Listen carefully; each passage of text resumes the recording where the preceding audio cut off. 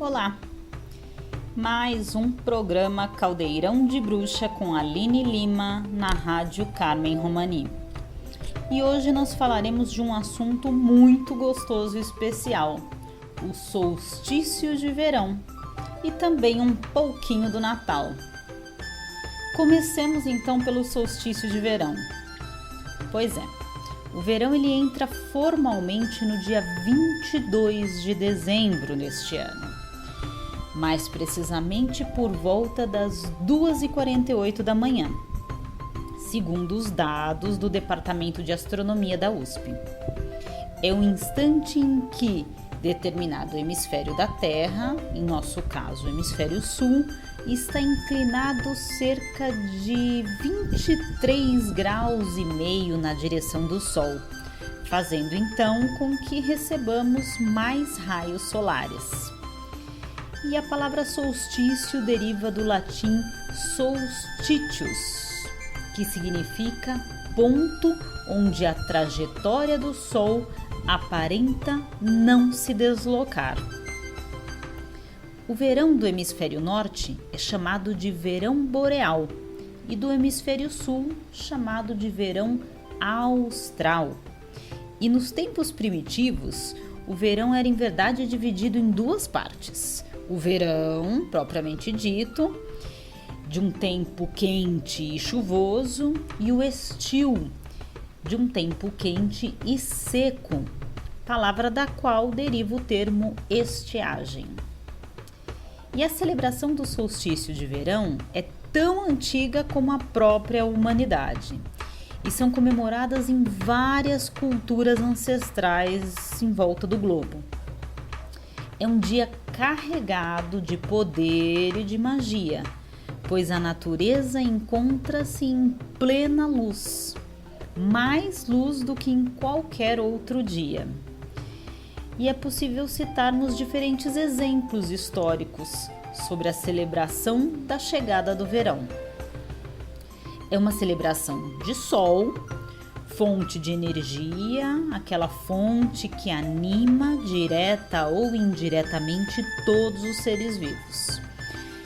E se a gente para pensar, a gente entende e não estranha, né? Porque que em tantas culturas e diferentes culturas ao longo da história, eles consideraram o sol como a personificação de Deus.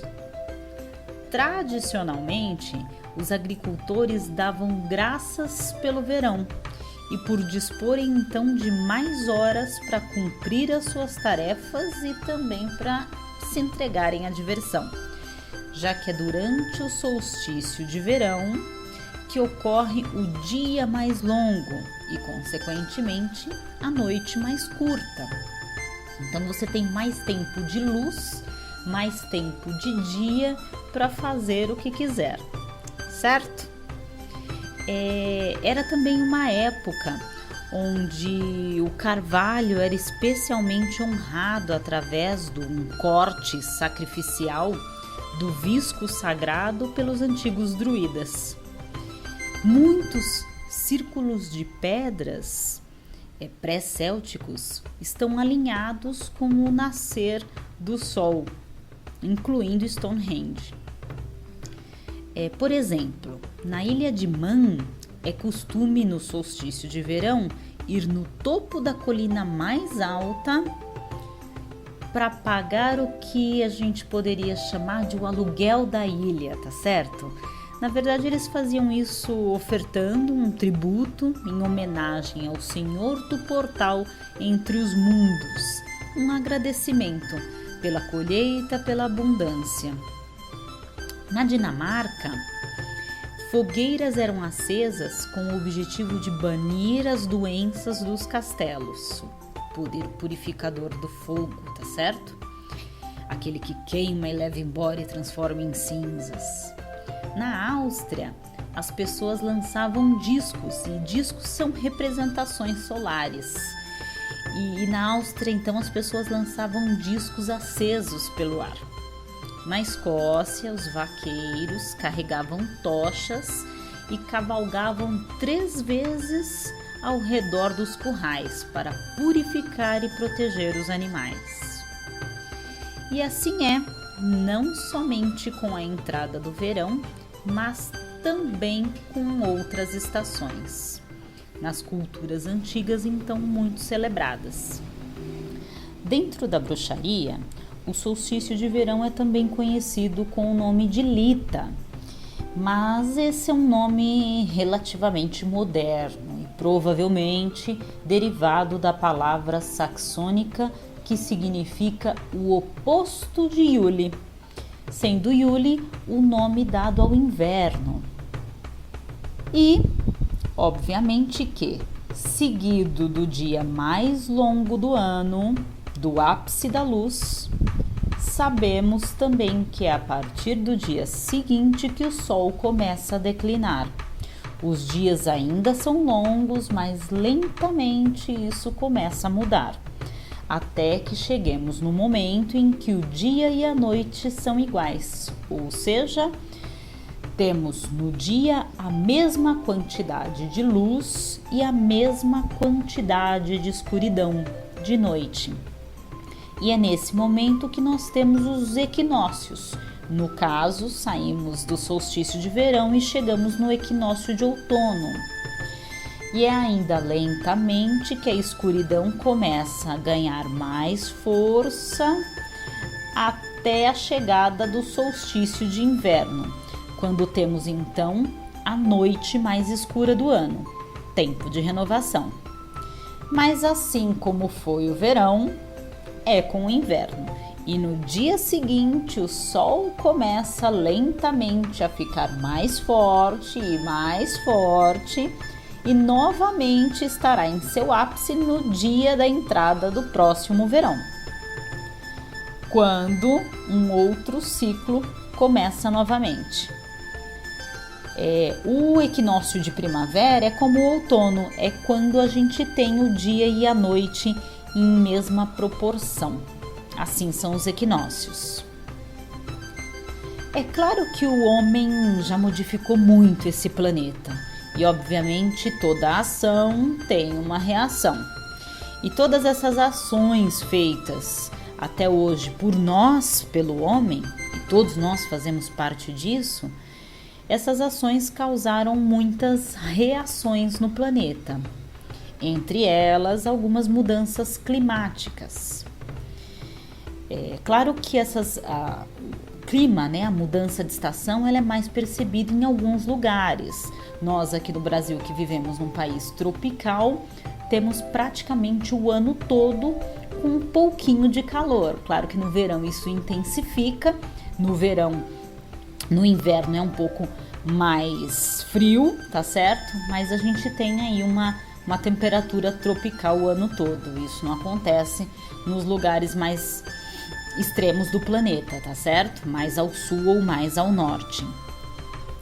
E dessas mudanças climáticas que eu mencionava, aqui no Brasil nós tivemos uma primavera com cara de verão, não é mesmo? E a bem da verdade é que eu escutei muitas pessoas mesmo falarem que estão com medo do verão, né? Porque visto aí as temperaturas que tivemos na primavera, qual vai ser a intensidade de calor do verão? Mas eu estou com esperanças e torcendo para que nós estejamos falando de uma antecipação de ciclos e que então o verão não seja tão árduo, tão fortemente quente para nós. Vamos ver, né? E assim, aproveitando e trazendo uma reflexão geral, eu às vezes me pergunto quantos de nós têm a ideia do quanto as estações do ano são importantes. Sem elas, nós não teríamos nada do que temos, da forma como conhecemos. As sementes não brotariam, as plantas não cresceriam, não dariam frutos, não secariam para se tornarem sementes mais fortes para o próximo ciclo. E às vezes eu penso como muitos de nós se coloca meio que à parte de tudo isso, né? Como se estivéssemos separados de tudo isso, separados da natureza, como se não fizéssemos parte dela. A bem da verdade é que se a natureza morre, nós morremos. Só que a recíproca não é verdadeira. Então, quem é que é parte de quem nessa história, hein? Para a gente refletir cada vez mais, né, sobre essa ideia do que somos parte, né? E você sabia que muitos dos ciclos internos do nosso corpo são coordenados por uma glândula chamada glândula pineal e também coordenada pelos ritmos solares sazonais, as estações do ano? Pois é. A glândula pineal participa na organização temporal dos nossos ritmos biológicos, atuando como uma mediadora entre o ciclo claro e escuro, noite e dia, e no verão mais dia, no inverno mais noite. Então, entre os ciclos vindos do ambiente e também dos processos regulatórios fisiológicos, incluindo, por exemplo, a regulação endócrina da reprodução, a regulação dos ciclos de atividade, como quando é tempo de estar em repouso ou com sono, ou ainda quando é tempo de estar em vigília. Assim como também a glândula pineal atua na regulação do sistema imunológico. E assim, conforme diminui a duração do dia, a glândula pineal secreta mais melatonina, e conforme aumenta a duração dos dias, o processo se inverte. E por saber então da importância das estações e da importância dos ciclos, na bruxaria nós temos 8 grandes celebrações. São os chamados sabás, os sabás das bruxas. Temos os sabás maiores, como o Halloween, que estaria relacionado dentro das festividades católicas com o Dia dos Mortos, ok? E que é muito difundida, né? O Halloween, a festa do Halloween, doces ou travessuras, enfim. Mas nós também temos dentro da bruxaria os sabás menores, que são exatamente as mudanças das estações, a primavera, o verão, o outono e o inverno.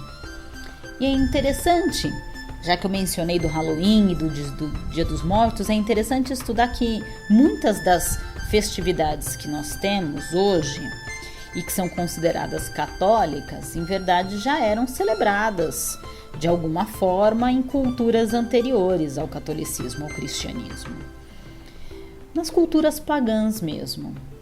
No nosso caso, no hemisfério sul, como nós tivemos uma influência europeia muito grande, que é hemisfério norte, nós acabamos por ter algumas inversões de datas se compararmos algumas celebrações católicas com a energia da estação do ano, né? De qual estação do ano nós estamos quando aquela festividade católica acontece. No caso dos sabás menores, então, o solstício de verão estaria mais relacionado com as nossas festividades de junho, com a celebração de São João, por exemplo, quando as pessoas se reúnem em volta de uma fogueira, em volta do fogo, dançando à sua volta e pulando por cima das fogueiras. Por ser um dia marcado pela abundância, pela fertilidade, era também costume celebrar casamentos nessa data do solstício de verão, assim como é em São João. E por incrível que pareça, na Suécia, a noiva do solstício de verão escolhe um noivo de brincadeira e tem toda uma brincadeira em torno disso, tá certo? Exatamente como nós temos aqui, mas nas festas juninas, né? Relacionadas à celebração de São João. E esse é um exemplo de inversão de datas. Essa celebração que a gente faz em junho, de São João, de pular fogueira, né, do casamento, tem tudo a ver com o solstício de verão, com a energia da abundância, da luz, do dia, tá certo? Lembrando que no hemisfério norte o verão entra em junho, então essa influência europeia trouxe muito em alguns casos, né? Em muitos casos, aliás, essa inversão de datas quando a gente pensa em estação do ano. E o mesmo acontece quando a gente pensa no Natal, que na realidade tem muitas relações com o solstício de inverno, que ocorre também por volta do dia 21 e 22 de dezembro, só que no hemisfério norte. E assim, dentro da história pagã, as celebrações de inverno influenciaram ou ainda deram origem a vários costumes hoje relacionados com o Natal. O solstício de inverno é quando nós temos o menor dia do ano. Quando o dia, então, no dia seguinte, o dia volta a crescer, né? A gente volta a ter lentamente cada vez mais luz.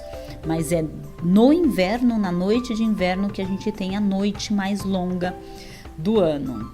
E por conta disso, né? Por conta do inverno marcar o dia em que o próximo dia o sol começa a ganhar força,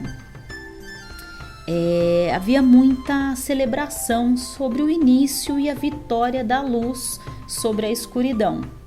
Então, festas da mitologia persa e hindu reverenciavam as divindades de Mitra como um símbolo do sol vencedor. Então, o solstício de inverno tinha muito essa energia de marcar a noite mais escura para um seguido renascer ou fortalecer novamente do sol. Então, muito do celebrado no solstício de inverno tem a ver com a volta da luz ou a vitória da luz. E por isso que na Pérsia a gente tem aí como exemplo para citar as celebrações a Mitra, como símbolo do sol vencedor, que era então marcado pelo solstício de inverno. A cultura do Império Romano incorporou a comemoração dessa divindade através do Sol Invictus. Mas, com o enfraquecimento das religiões pagãs, a data em que se comemoravam as festas do Sol Vencedor passaram então a referenciar o Natal, numa apropriação, vamos dizer assim, destinada mesmo a incorporar as festividades de inúmeras comunidades recém-convertidas ao cristianismo na época. E tudo isso para nós entendermos a relação do solstício com o Natal. Então, quando a gente pensa no Natal, ele está muito relacionado com o solstício de inverno, vindo aí dessa influência europeia, mais do que o solstício de verão, que é o que nós vivemos durante o Natal.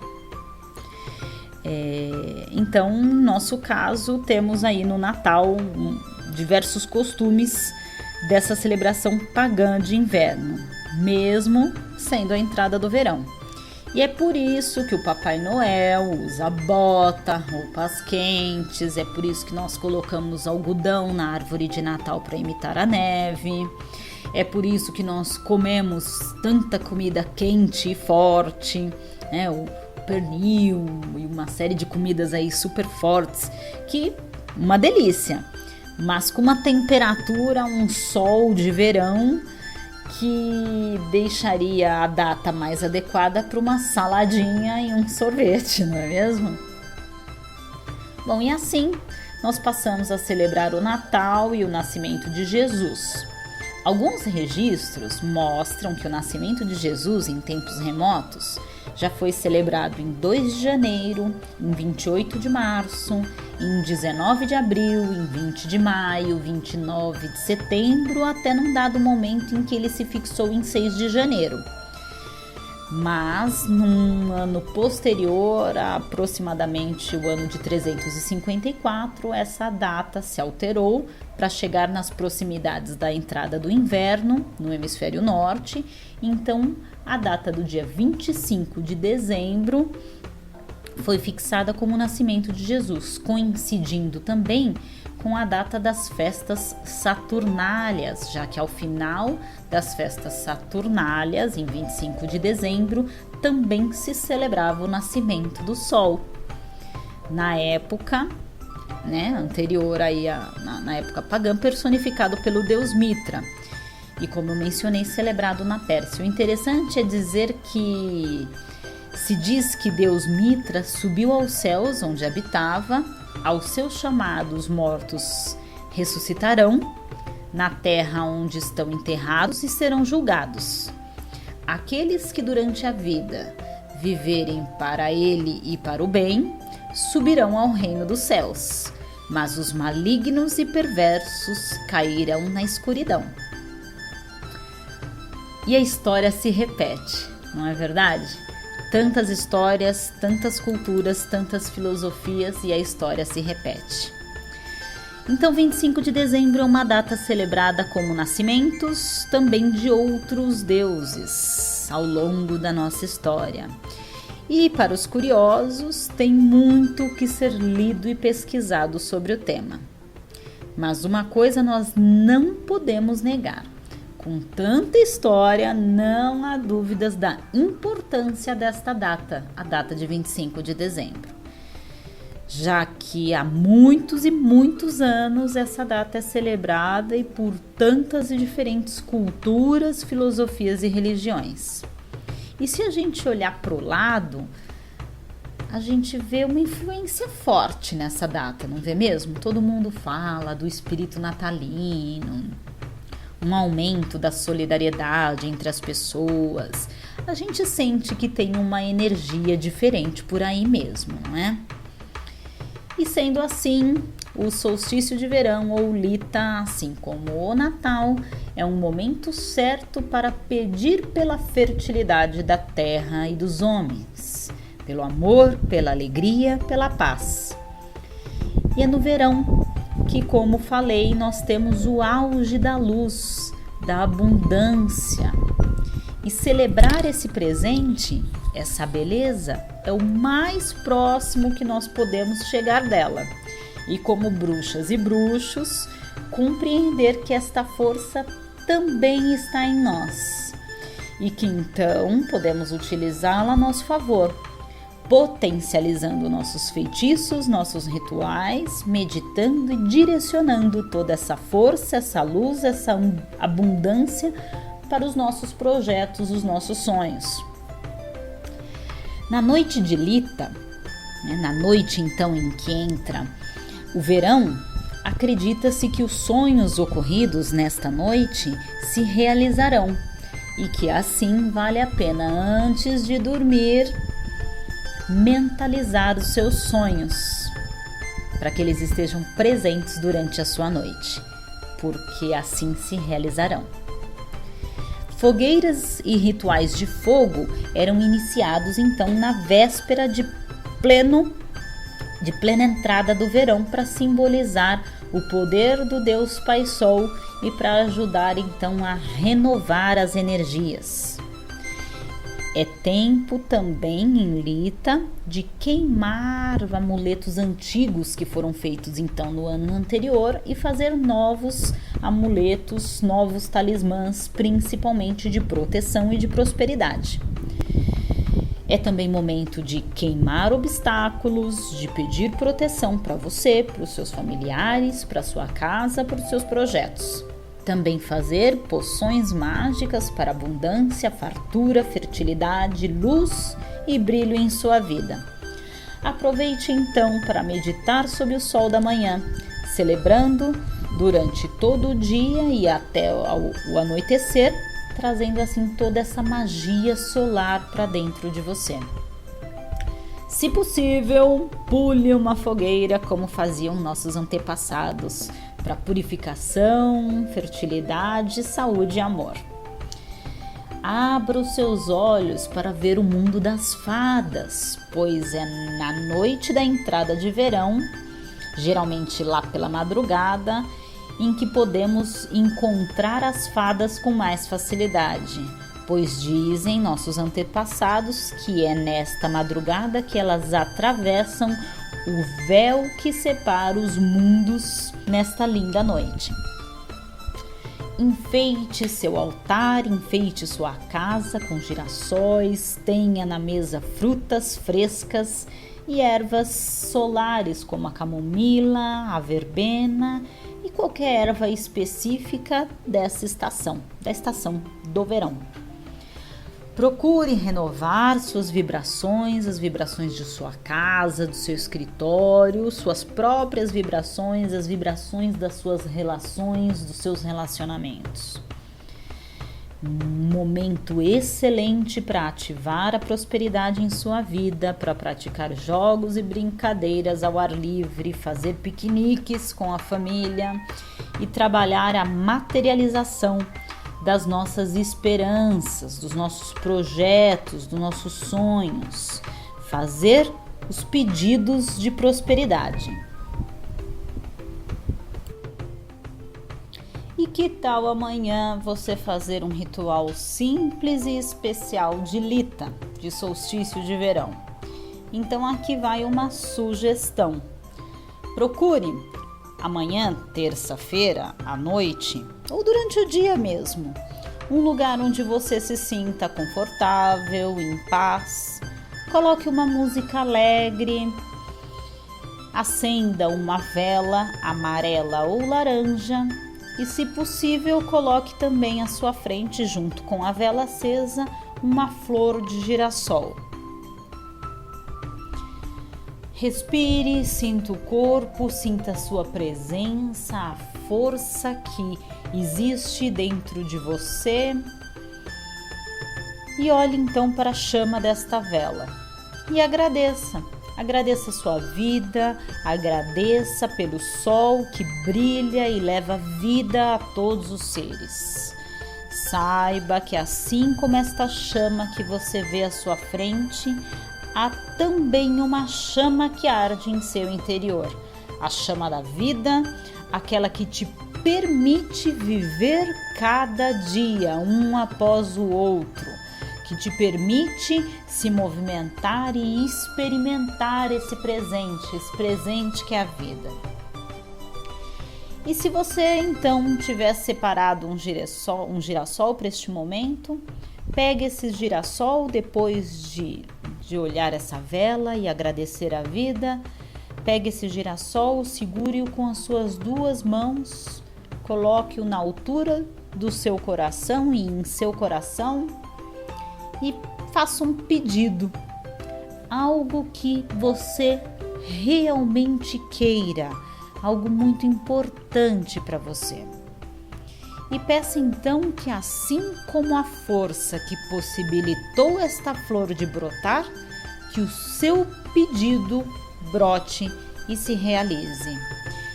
Que assim como a força que fez com que este girassol se voltasse sempre para a luz, para o sol, que o seu caminho também seja sempre em direção da luz.